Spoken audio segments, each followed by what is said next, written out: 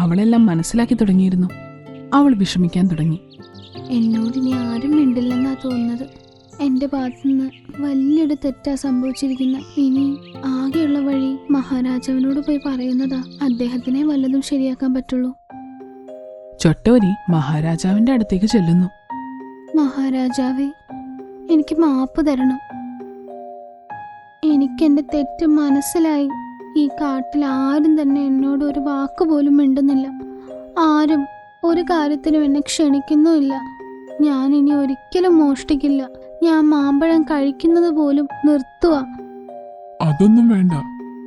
ആരും തന്നെ നിന്റെ മാമ്പഴം കഴിക്കുന്ന ശീലം കൊണ്ടല്ല ബുദ്ധിമുട്ടിയിരിക്കുന്നത്, നിന്റെ മോഷണം കാരണമാണ്. ഇപ്പൊ നിനക്ക് നിന്റെ തെറ്റ് തിരിച്ചറിഞ്ഞു എന്ന് ഞാൻ ഇനി എല്ലാവരോടും പറഞ്ഞേക്കാം.